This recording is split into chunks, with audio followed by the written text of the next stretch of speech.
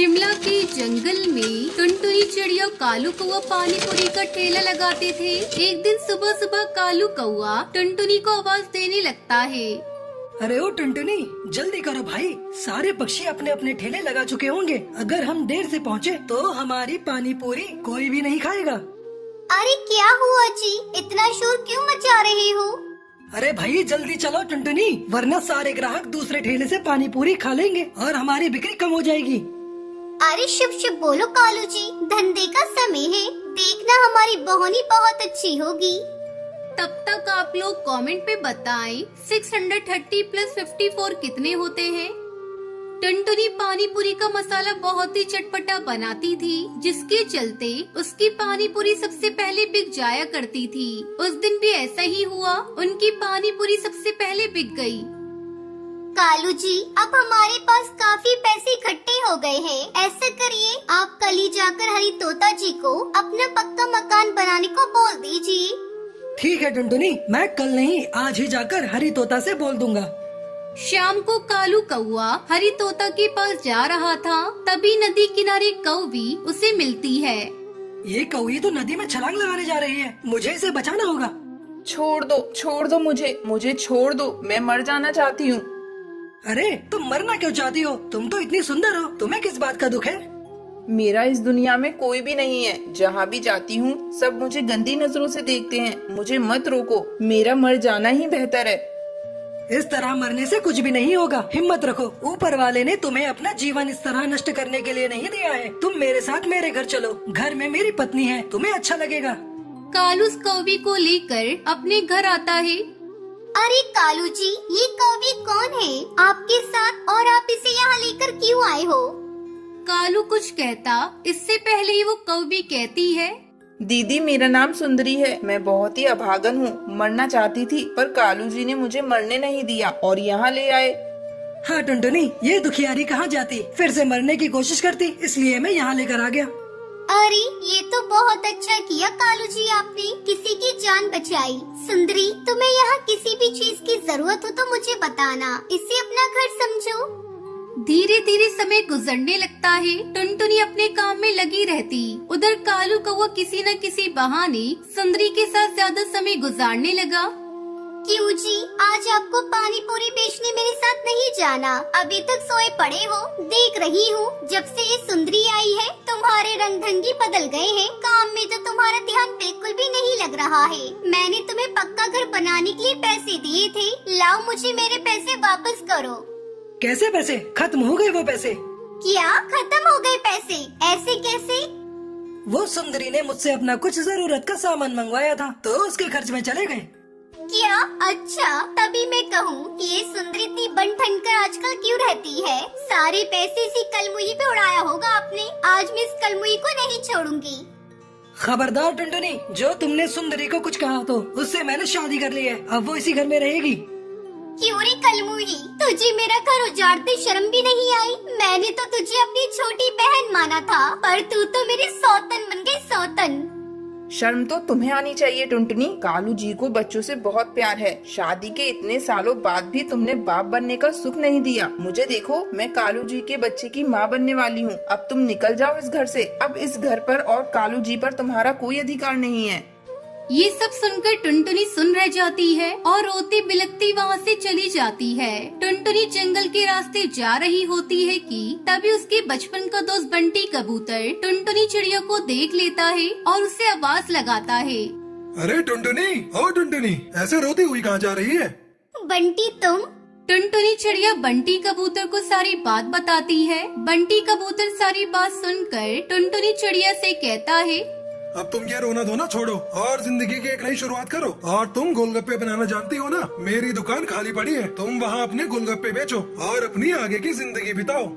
कुछ दिन ऐसे ही गुजर जाते हैं। टुनटुनी के गोलगप्पे पूरे जंगल में मशहूर हो जाते हैं। धीरे धीरे टुनटुनी चिड़िया को बंटी कबूतर से प्यार हो जाता है और वो दोनों शादी कर लेते हैं। फिर दोनों खुशी खुशी एक साथ रहने लगते हैं।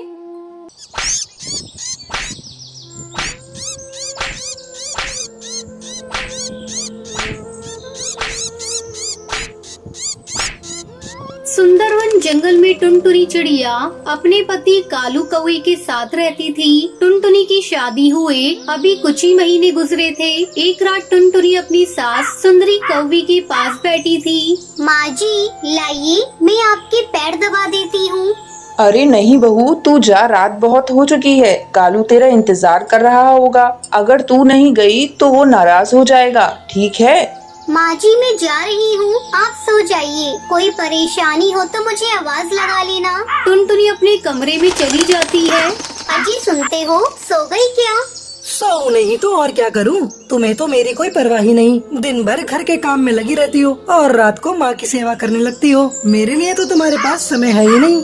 अरे बाप रे, आप मुझसे इतना नाराज हैं? ये तो मुझे पता ही नहीं था। कालू कौवा टुनटुनी की बातों का जवाब नहीं देता और सो जाता है। अगले दिन वो सुबह सुबह काम पर चला जाता है।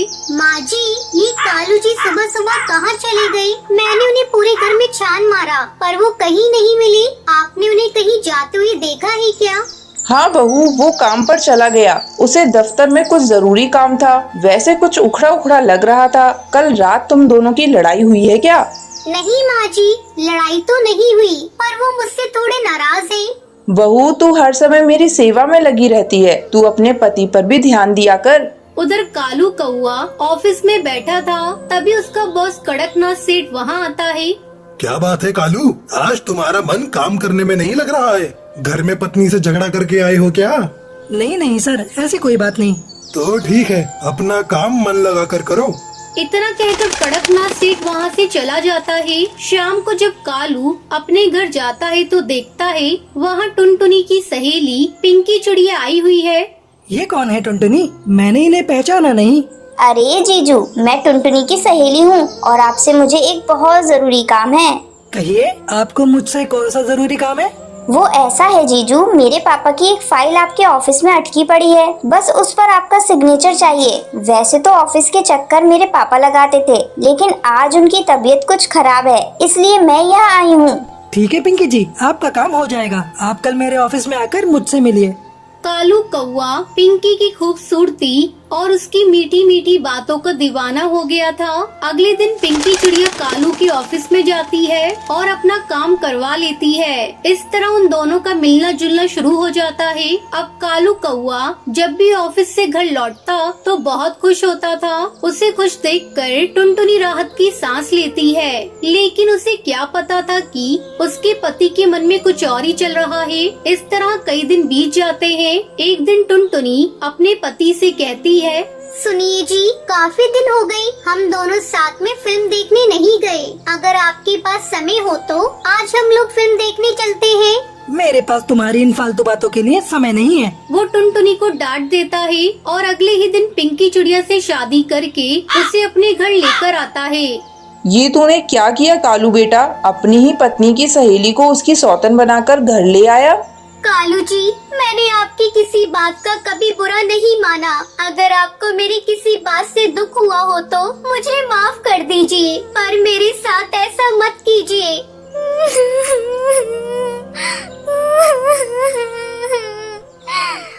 और तू तो मेरी सबसे अच्छी सहेली है ना? तुझे मेरा ही घर मिला था बर्बाद करने को। चल हट, अब मैं तेरी कोई सहेली नहीं, तेरी सौतन हूँ। सौतन, जल्दी से अपना बोरिया बिस्तर बांध और यहाँ से निकल। तू मुझे यहाँ से क्या निकालेगी? मैं खुद ऐसे पति के साथ रहना नहीं चाहती। टुनटुनी रोती हुई वहाँ से चली जाती है और उसके पीछे पीछे उसकी सास सुंदरी भी उसके साथ चली जाती है और दोनों सास बहू अपना अलग घोंसला बनाकर खुशी खुशी रहने लगती है।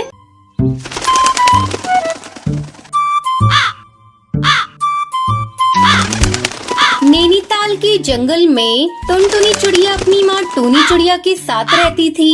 उसके पिता की मौत बचपन में ही हो गई थी। तब टूनी चिड़िया ने टुनटुनी को माँ और बाप दोनों का प्यार दिया। टुनटुनी अब बड़ी हो गई थी और उसकी शादी की चिंता टूनी चिड़िया को सताने लगी। एक दिन जंगल का मुखिया कड़कनाथ कौवा टूनी चिड़िया के घर आता है। कहो भाभी, कैसे हो? सब कुछ बढ़िया चल रहा है ना? मुखिया जी आप बताइए, कहिए कैसे आना हुआ? तुम्हारी बिटिया के लिए रिश्ता लेकर आया हूँ। शहर में मेरी मौसी का बेटा है। तुम कहो तो बात आगे बढ़ाऊं। वैसे आजकल मौसी मेरे पास आई हुई है, कल उनका बेटा भी आने वाला है। तुम चाहो तो कल ही टुनटुनी को दिखा देते हैं। ठीक है मुखिया जी, एक न एक दिन बेटी को विदा तो करना ही है। अगले दिन मुखिया की मौसी चंपा कौवी और उसका बेटा कालू टुनटुनी को देखने आते हैं। बहन जी, मुझे तो टुनटुनी पसंद है। बस मेरा बेटा हाँ कह दे, फिर लेन देन की बातें भी हो जाएंगी। थोड़ी देर तक कालू टुनटुनी से बात करता है और फिर अपनी हामी भर देता है। मुबारक हो बहन जी, अब आपकी बेटी मेरी हुई। लेकिन दहेज में मुझे 2 लाख रुपए नगद चाहिए। मेरा बेटा अपने काम को आगे बढ़ाना चाहता है, इसमें पैसे तो लगेंगे ही। वैसे भी मैं आपसे बहुत थोड़ा दहेज मांग रही हूँ। आप लोग गांव के हैं और हम लोग शहर के। शहर में शादी करने के लिए बहुत सारा दहेज देना पड़ता है। मैं तैयार हूँ बहन जी, बस मेरी बेटी का घर बच जाए, इससे ज्यादा खुशी की बात मेरे लिए और क्या होगी। इस तरह कुछ दिनों बाद टुनटुनी और कालू की शादी हो जाती है और वो अपने ससुराल आ जाती है। शादी को 1 महीना गुजर जाता है। एक दिन टुनटुनी अपनी सास से कहती है, माँ जी, एक बात पूछूं आपसे। मेरी शादी हुई 1 महीना गुजर गया, पर ये रात को कभी घर पर रुकते ही नहीं है। आखिर इनका ऐसा कौन सा काम है जिसे वो दिन में नहीं कर सकते? मेरा बेटा कौन सा काम करता है, इससे तुझे क्या मतलब? बस तू खाने और घर संभालने से मतलब रख, ज्यादा दिमाग चलाया मत कर। ये गांव नहीं शहर है, यहाँ दिन और रात एक समान काम होता है। टुनटुनी अपनी सास की बातें सुनकर चुप रह जाती है। उसे नहीं पता था कि उसका पति शहर में किसी और चिड़िया से शादी करके उसे धोखा दे रहा है।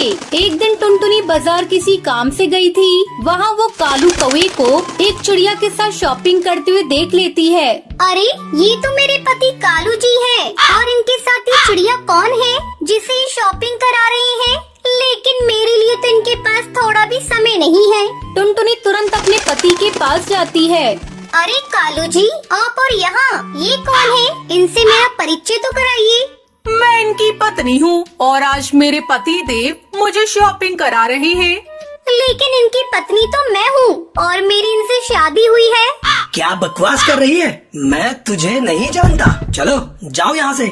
टुनटुनी आंसू बहाती हुई अपने घर चली जाती है। माँ जी, आप लोगों ने मुझे धोखा दिया है, मेरी जिंदगी के साथ खेला है।